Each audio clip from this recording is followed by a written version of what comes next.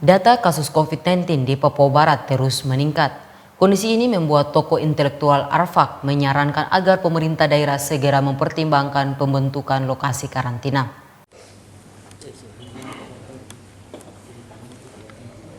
Demikian disampaikan oleh salah satu tokoh intelektual Arfak, Daud Indo, yang ditemui awak media.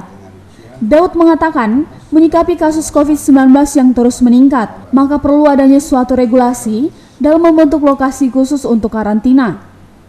Hal tersebut harus dilaksanakan agar pemutusan proses pemantauan oleh gugus tugas Provinsi Papua Barat maupun kabupaten dapat berjalan secara maksimal.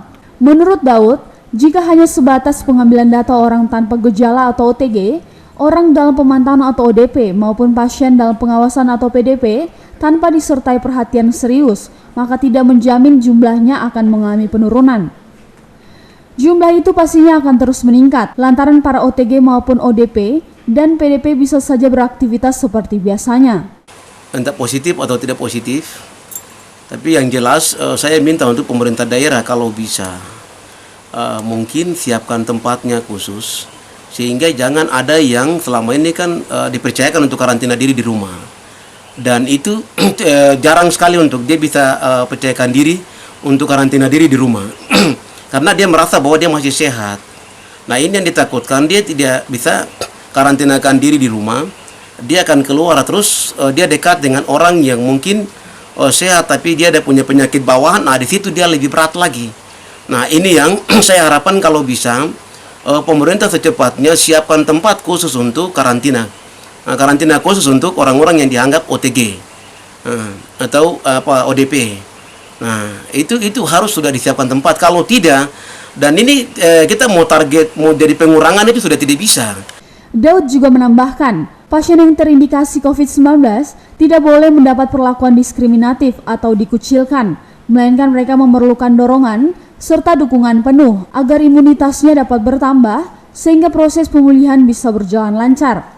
Di sisi lain, para pasien COVID juga merupakan sesama manusia yang hendaknya mendapat perlakuan yang sama, bukan penolakan seperti yang sempat terjadi akhir-akhir ini. Gini, jadi yang jelasnya orang yang artinya terindikasi atau mereka OTG apa seperti itu yang kena, kita tidak bisa jauhkan diri dari mereka dan kita tidak boleh ancam mereka. Kita harus support mereka, kita berikan dukungan untuk mereka, sehingga ada orang itu percaya diri untuk mereka harus artinya ya mereka lanjuti sehingga pada waktunya untuk mereka bisa pulih dari kesehatan itu. Jadi kita tidak boleh anggap bahwa mereka itu adalah musuh kita, tidak.